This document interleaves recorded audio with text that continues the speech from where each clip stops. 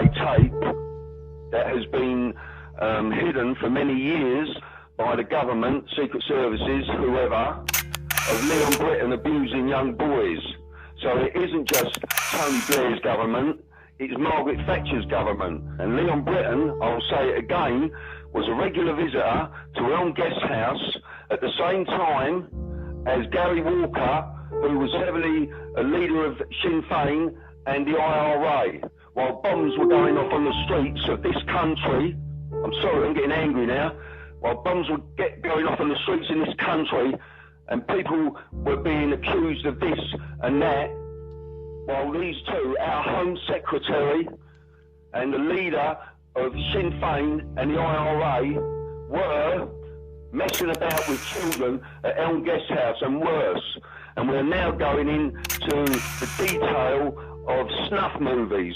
A witness I'm working with was asked if he knew anything about a snuff movie where a young child was decapitated.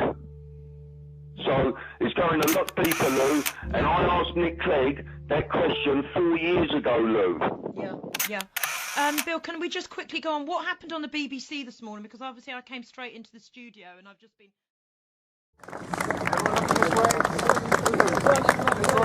Keep the smiles up. Thumbs up. Nick, 4 years ago I asked you what were you going to do about institutional paedophiles operating in this country now. Your reply to me, Nick, was, I don't know what you mean by institutional paedophile rings. Do you understand what I was talking about 4 years ago now, Nick, and stay in my eyes? Talking about taxes, thanks very much. Well, they're naming Cyril Smith and they're saying the Liberal Democrat leader, the Liberal Democrat Party and the Labour Party have got questions to answer about paedophilia, institutional paedophilia within councils, within government. Okay. And he's banging on their door now, Lou. So hang on a minute. They can't hide anymore. No, they can't hide. Lou, can I just say that this is all because of victims that are coming forward. So you victims that are out there, you come forward because you're now witnesses. And, you know, this fight, we're taking this right into the heart. We are in the battlefield now, and swords and sabres are clashing. Absolutely. And we will not back down. No, I mean, we As also... victims and survivors of institutional child abuse, the people, when your audience, Lou, when they start watching the news today and they see what's happening, they will understand my temperament at the moment, if you like. Absolutely. And that's what I would like to say to all you institutional paedophile rings that are happening, that were involved in these atrocities that were happening. We said we're coming to get you, and it's not even started yet.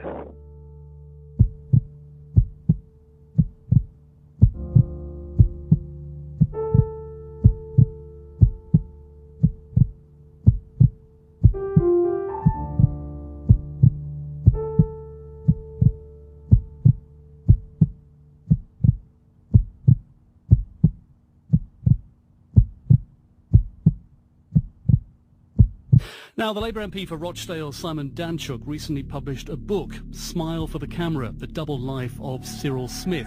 It detailed his investigation into allegations of child abuse surrounding his Liberal predecessor. Now he's been contacted by those involved in other investigations. And today he spoke to our reporter Becky Milligan about those investigations and the effect they've had on him. Listening to some of the stories, but I make this point, it's never as harrowing as what the victims have been through. We have regular conversations with people who've ended up on drugs. You know, it's really ruined their lives. We hear about people who've committed suicide, and so when people say, oh, these victims are just coming forward to try and get some compensation, let me tell you, all the money in the world wouldn't, sorry. That's all right, Simon. I know it's really harrowing. Are you okay? The Rochdale MP, Simon Danchuk, talking to our reporter Becky Milligan earlier.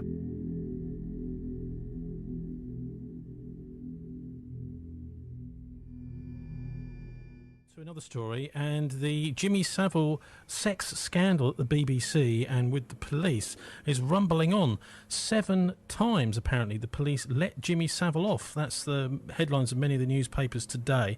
But this was raised on Wednesday by Tom Watson in the House of Commons at Prime Minister's Questions.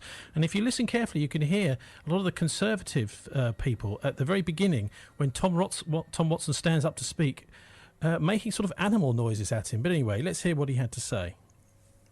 Watson. Thank you, Mr. Speaker. The evidence file used to convict paedophile Peter Wrighton, if it still exists, contains clear intelligence of a widespread paedophile ring. One of its members boasts of his links to a senior aide of a former Prime Minister, who says he could smuggle indecent images of children from abroad. The leads were not followed up, but if the files still exist, I want to ensure that the Metropolitan Police secure the evidence, re-examine it, and investigate clear intelligence suggesting a powerful paedophile network linked to Parliament and Number 10. But the most prominent paedophile associated with the Savile ring was a man called Edward Heath, who you may recall was Prime Minister and took us into the EEC. Heath was into little boys, and Savile was supplying them. A number of these boys were taken out of the Haute de Garenne home in Jersey. Savile was taking children from a children's home with the support of German assets in Jersey. What was happening was that children's homes in the Channel Islands, particularly Haute de Garenne in Jersey, children were being taken from these homes, boys in the case of Edward Heath, as he was gay, and a paedophile, were being taken onto his yacht, the Morning Cloud. Savile was actually going out he went down to Jersey, and he was actually taking boys. There was another man involved as well, but Savile himself took boys from the children's home, where he was a guest, or welcome, onto the boat. So he was taking boys out onto Morning Cloud. Now, since Heath was well known, and since the boys were talking young men, the boys were murdered and thrown off the boat. That's why the BBC and the Cabinet Office have been so keen to protect Savile. That's why the Cabinet Office in the 1980s were willing to back Savile to the point of giving him a position of authority at Broadmoor, which is an absolute, you don't put a paedophile in charge of Broadmoor. The Cabinet Secretary at the time, who thankfully is no longer with us, Hunt, was also a paedophile, was in on this, met Savile. He was Catholic, met Savile, as did that very nice man, the late Archbishop of Westminster, Cardinal Basil Hume. Basil was not a paedophile, but knew Hunt and had a shrewd idea. He wasn't stupid, he had a shrewd idea of what had been going on, and I've no doubt was told to keep a lid on it. Hunt was in on it, so the Cabinet Secretary at the time was in on it, was aware of what was going on, was aware he had a Prime Minister who was involved not just in abusing young boys, but was murdering them as well. It's quite possible that there was a crewman on the yacht who did the actual murder. I'm not saying Edward Heath necessarily bashed the boys on the Boko and tossed them overboard. He may have had somebody do that for him, but he was certainly guilty of murder under English law as an accessory or on a joint enterprise basis. Oh, if someone is inclined in that direction and you can supply them with boys, then you've got a hold on them, or girls. There's nothing worse for a politician than being exposed in the murder and sexual abuse of young people. And if you've got a politician who is abusing and killing young girls and boys, but boys or girls, then you've got a hold on them.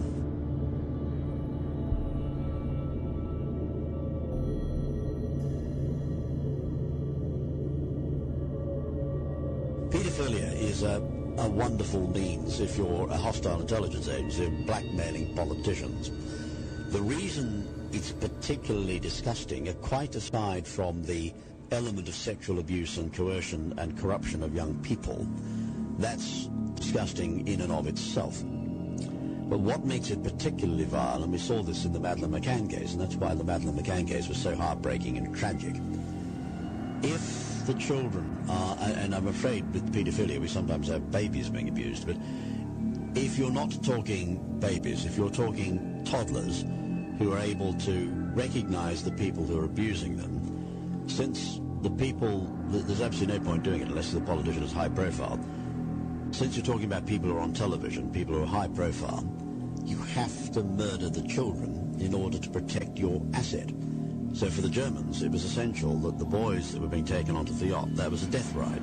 When Jimmy Savile was taking, let's say, a 14-year-old boy down to Morning Cloud, handing him over to Edward Heath or a member of the crew on the yacht, it was a death ride. That was that boy's last journey on Earth.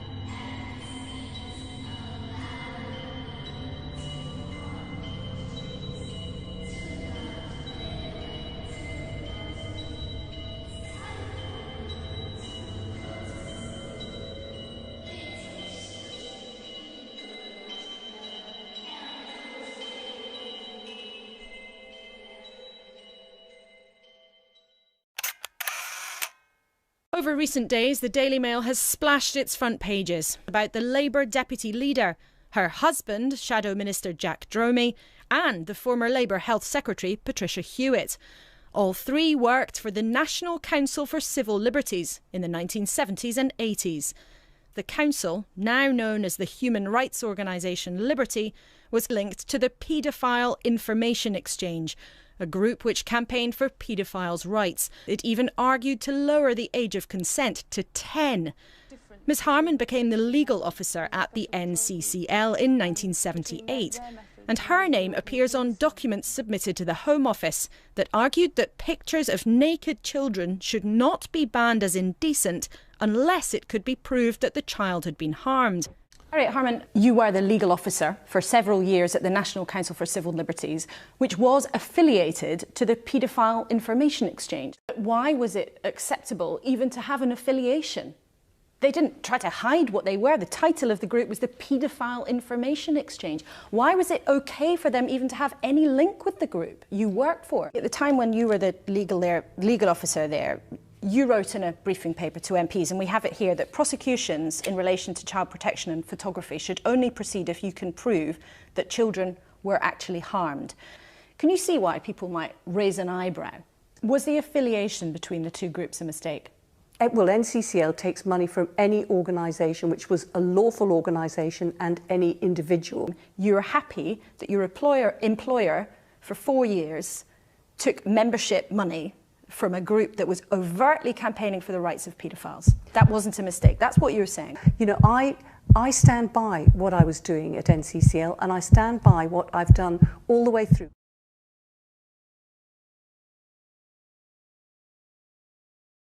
I encountered Kenneth Clarke MP, and when I did so, and I met him at Ian Greer's office, he molested me. He put his hand on my penis and kept it there. They hadn't spoken to Kenneth Clarke MP, and they said they wouldn't be speaking to him because he was above the law. It was videotaped because it was the Cook Report. We videotaped everything. So we had a jacket camera and we had a suitcase camera. And when I was in the room, the suitcase camera I think went on the sofa opposite, and I had the jacket camera on. Now you can't see anything with the jacket camera because obviously someone comes in and touches you that way, but on the suitcase camera you saw it. And when I got the tapes back to the we were staying in the place called the Hyde Park Residence, they played the tapes, and the producers sat there and they watched it, and I watched it. So I know that they knew that I'd been molested by Kenneth Clarke MP. John Major knew what we were doing, found out about it, and got Carlton Television, Carlton Communications, to buy Central Television to get hold of the Cook Report tapes, to get hold of the tape of Kenneth Clarke molesting me in Ian Greer's office as well. So these tapes were taken by Carlton Communications. John Major said, well, the scandal was so huge it was going to bring down the Conservative government, got Carlton Communications, who was a client of Ian Greer at the time, to do him a favour, which was to buy Central Television, which we were planning to do anyway, but much later. Because they were going to buy sort of all the little small independent television stations. So you could get that film footage? To get that film footage. Now, the man who did the actual getting of the tapes was Prime Minister David Cameron. He worked for Carlton Communications.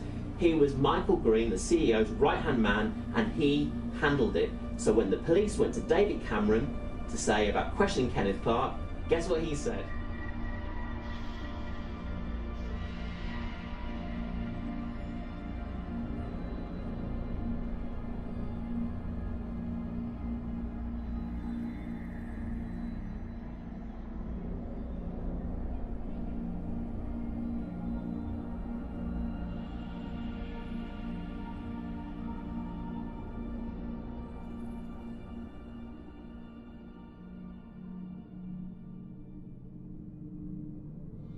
Downing Street is in hot water over allegations that it attempted to sweep under the rug the arrest of a close aide of the Prime Minister over a child pornography probe. The official, part of whose role was to advise online porn filters, was reportedly warned that police were investigating him hours before he was detained. RT's Laura Smith has the details. His name is Patrick Rock, and he is in fact, though, a veteran Conservative Party advisor, David Cameron's Deputy Chief of Staff. He's been called Cameron's fixer, and he's had what one might call unparalleled access to power over a very long time, over the last 4 decades, right there in the heart of government. The irony lies in the fact that he's also been closely involved in drawing up government policy on internet pornography filters, and this is a man who was arrested recently on suspicion of what everybody's calling an offence related to child abuse images. So not just pornography, but what appears to be child pornography. Now, his arrest happened on February the 12th, and he then resigned, but this was all on the quiet. Downing Street appears to have covered it up until it was confronted with it now. So for the last 3 weeks, no one's known anything about this, but apart from the Prime Minister, who apparently has known for 3 weeks. He said he was very concerned that the matter should be handled correctly, that he didn't want to brief preemptively on a criminal investigation against a member of his staff. But his critics, who are mainly Labour members of Parliament, so opposition, say that this raises a number of questions.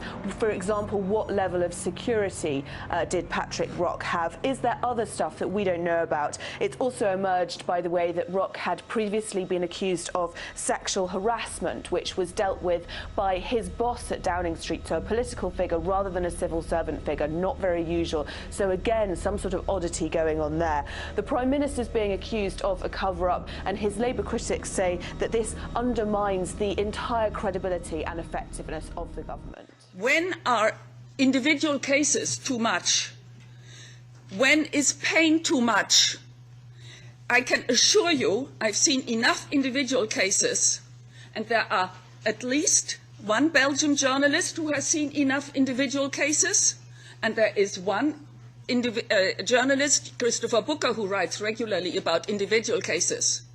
But nothing changes, and nothing has changed in the UK. That's why we are here today. We are here crying for help. There are children screaming to be heard.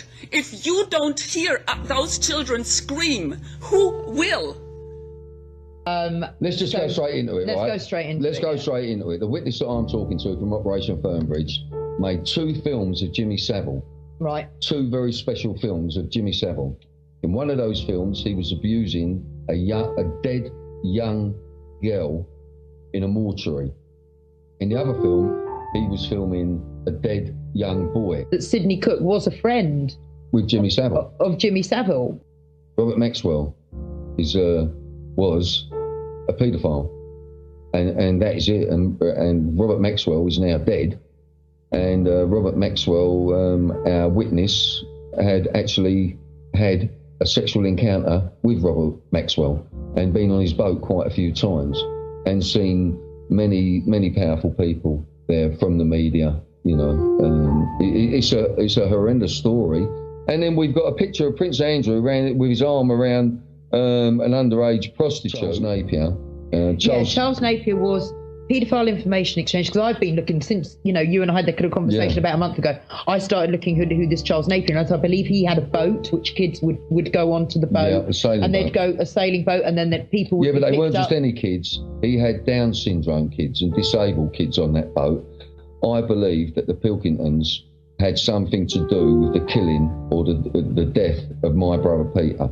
So there you go, and that's the glass people. So you Pilkingtons out there, I hope there's at least one of you listening, and I'd love your lawyers to come and talk to me, and we can talk about Peter Maloney, my brother, who was found dead after, you know, Alistair Pilkington had been messing about with. If you look at the guy who's in charge, DCI Savile, he's the guy in charge of Operation Fernbridge. Right.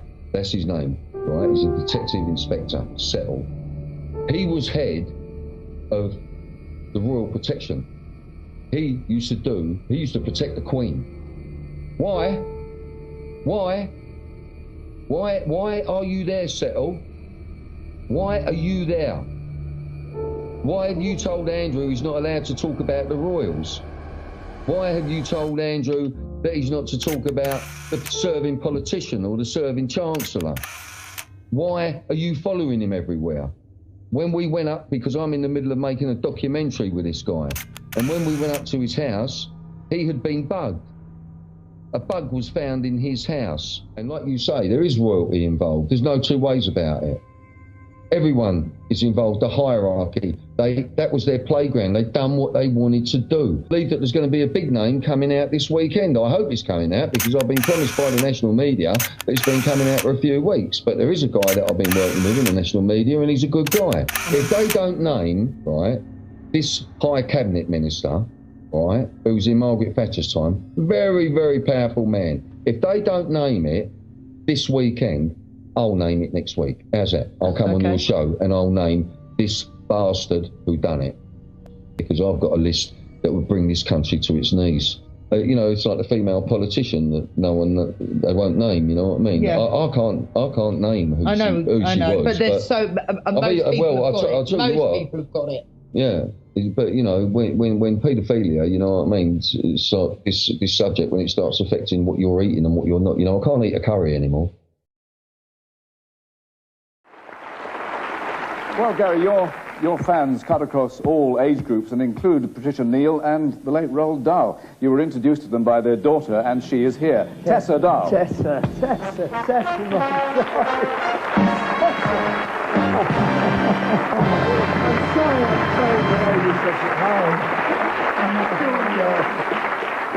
my Tessa, were you impressed from the very beginning?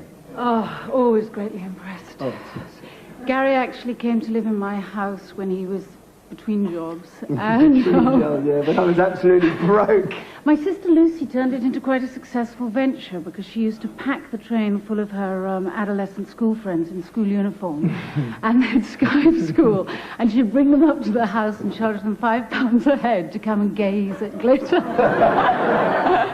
And my sister Lucy turned it into quite a successful venture because she used to pack the train full of her adolescent school friends in school uniform. And they'd Skype school. And she'd bring them up to the house and charge them £5 a head to come and gaze at glitter. She'd Skype school. And she'd Skype school. And she'd Skype school. And she'd Skype school.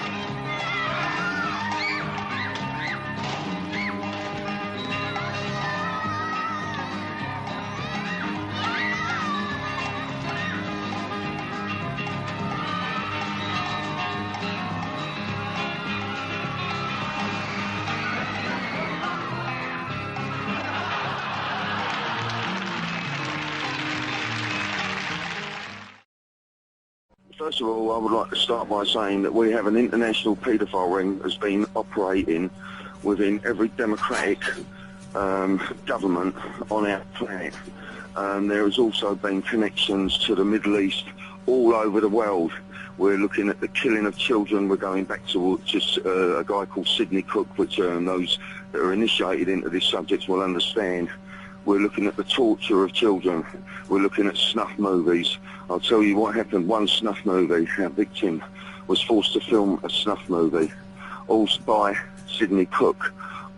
This is our witness, the main witness that has come to us, because he doesn't want to go too far now with the police and the secret services, if you like, that are involved. So, you know, this is a very precarious position. We're talking about, royalty, and I'm not just talking about in this country, I'm talking about all over the world, every sovereign country, with everywhere. And I've been working on it for 6 months now, Lou, and even me, it has rocked me. Yeah. It has rocked me to my foundations. I cannot believe the names that are coming out. And as you know, Lou, you know, I've been doing this kind of work for a very long time. So Leon Britton, you know, a witness was attacked and raped by Leon Britton.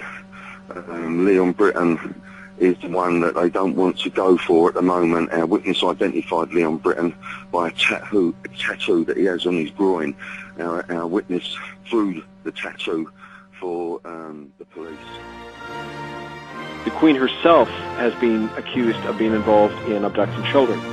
William Coombs, who's a resident of the downtown east side, who's been on my radio show on Co-op Radio a number of times, he described how in October 1964 he remembered it was the fall, and sure enough I checked, and the Queen and Prince Philip were in Canada between October 5th and 13th of 1964. He said the Queen and Prince Philip showed up at the Kamloops Catholic Residential School where he was a student. And he said they took all the children down to the riverside for a picnic, and 10 of the children left with the Queen and Prince Philip and never came back, 7 boys and 3 girls. He said it was really odd because all the kids were from that area, and they were never seen again their entire life.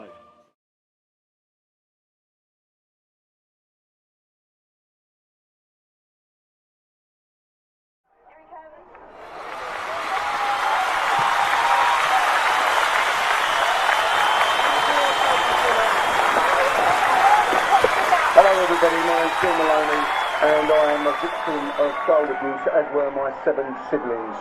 So you think of the abuse, whatever depths you can go to, we were there. Now I specialise in institutional child abuse. I've been talking to a few of you, and I've been doing this for quite a few years now. You know, I went into the dramatic film game to earn the big bucks and to be a filmmaker.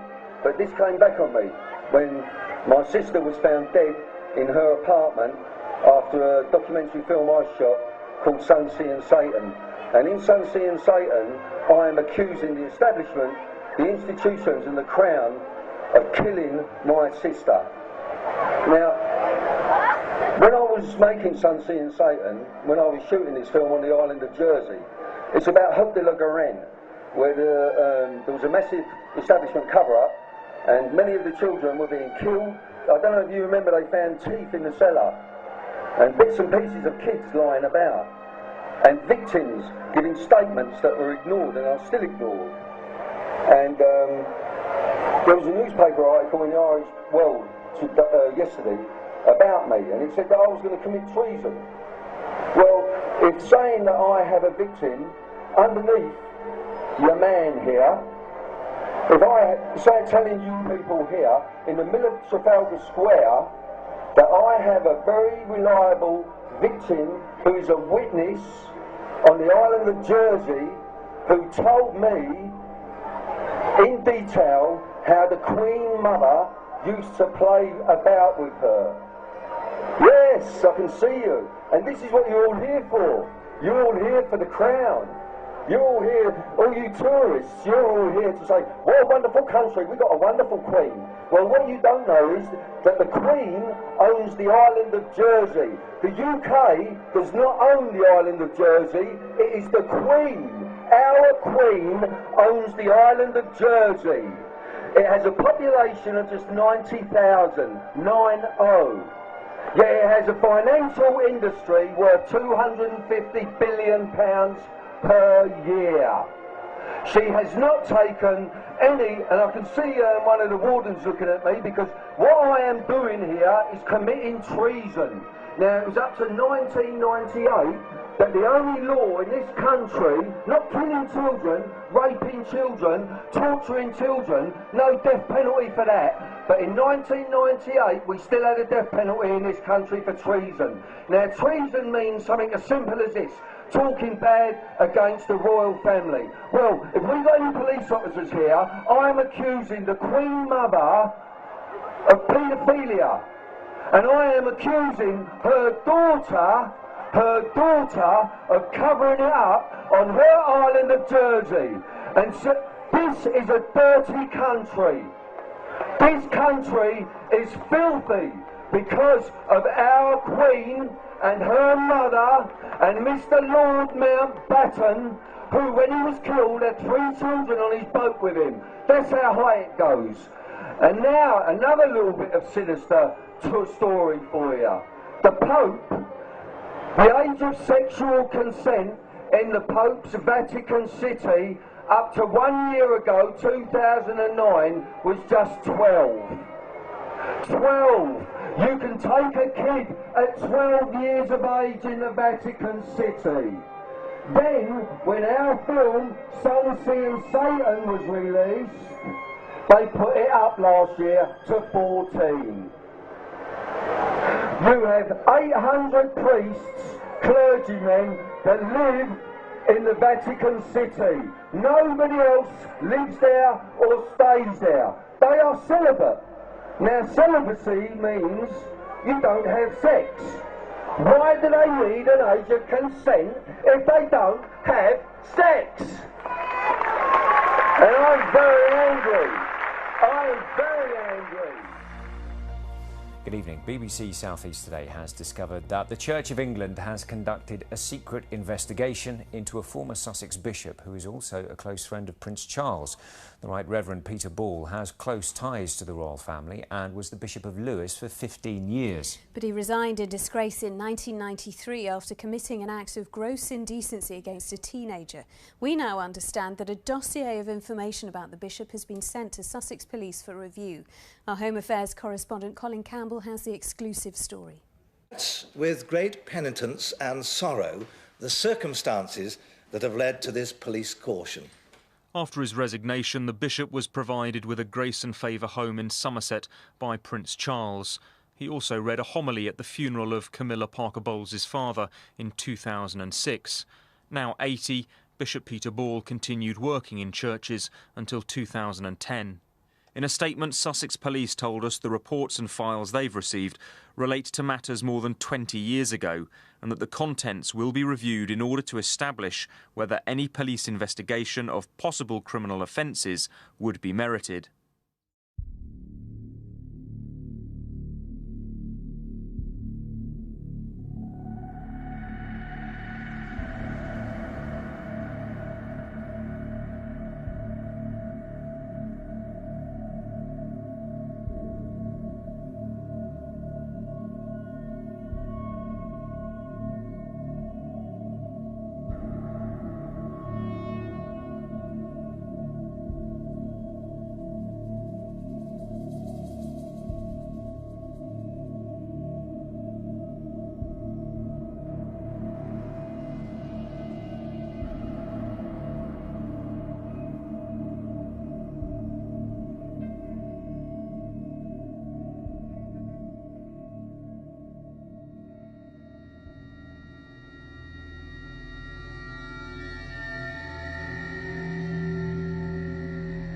Elizabeth actually agreed to place all Anglican clergy under the Catholic policy known as Crimen Sollicitanis. That basically orders Anglican priests now, along with Catholic priests, to cover up child abuse.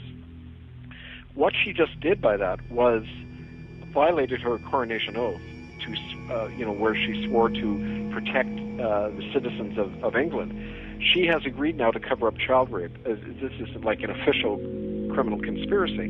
And naturally, us exposing that puts them in a really dangerous position. She should, under British law now, be forced to abdicate, she and all her heirs, because she's, completely committed treason, in effect.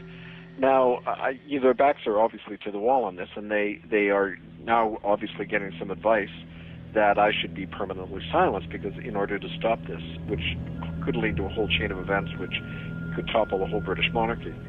So, I'm not surprised in a way they're acting that way, but they've been striking at people around me as well. If you remember, 3 of our members over the last little while have been put in British or Canadian prisons on trumped-up charges. One man was put in a mental hospital for 3 days until we got him out, the fellow in London, David Compan.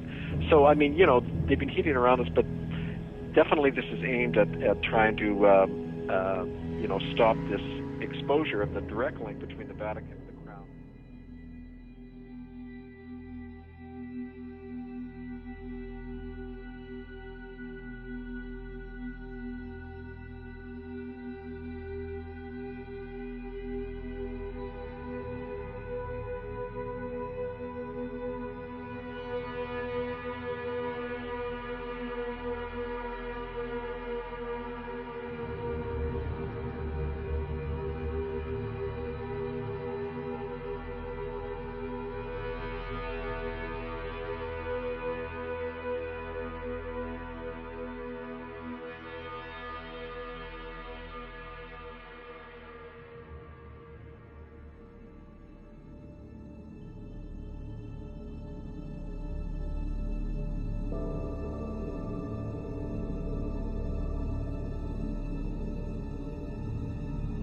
Are you aware of living paedophiles currently encircling Parliament? Oh, yes.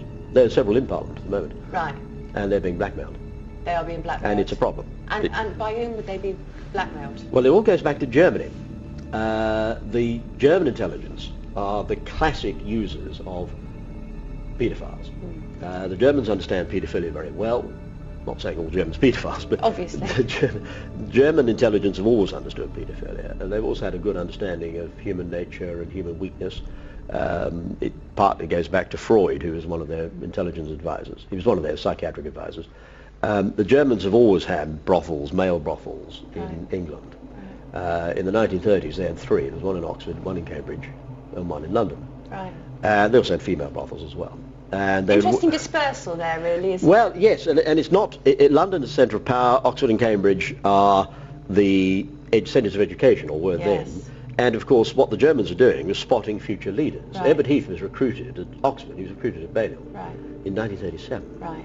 Edward Heath first met Adolf Hitler in 1937.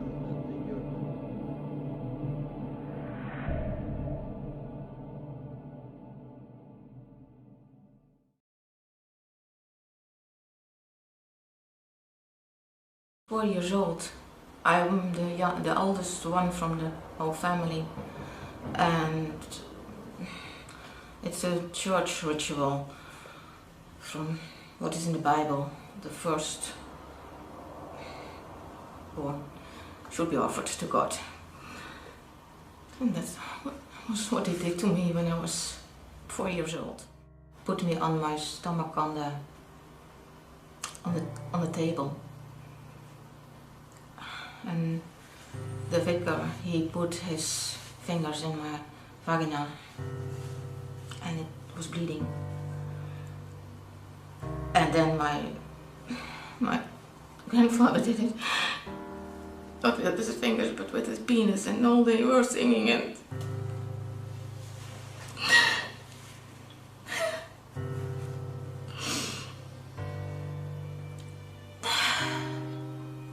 then my uncle did the same, and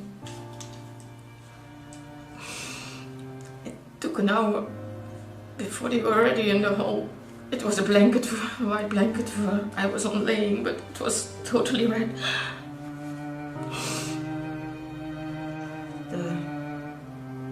My grandfather, he paid the figure for this holy sacrificing thing. And I was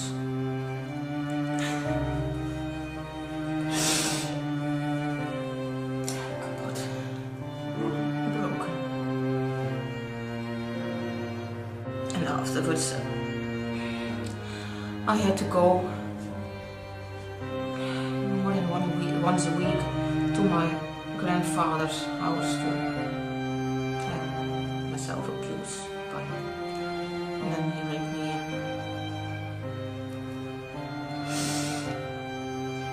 And also my uncle did the same to me. And tried to bring you, to put you in a position that you are unable to do things, and to make your feel guilty. Yeah, feel guilty. When I was 5 years old,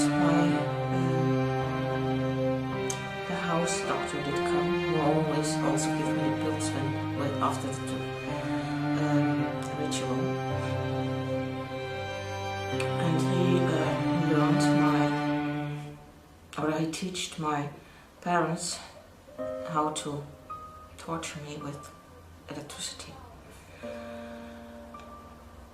Then he bound me on the table and gave me electricity through my fingers or hands and feet, and afterwards, when that was done, I was always naked. He stimulated the clitoris to give me a clitoral orgasm.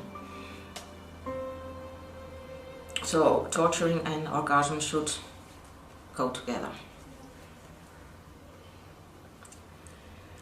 And he came 3 times to teach my parents that, and it was my mother who had to do it.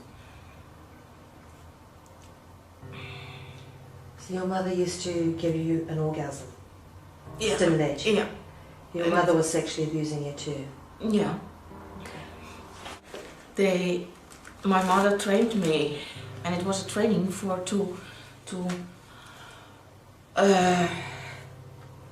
the Freemasons,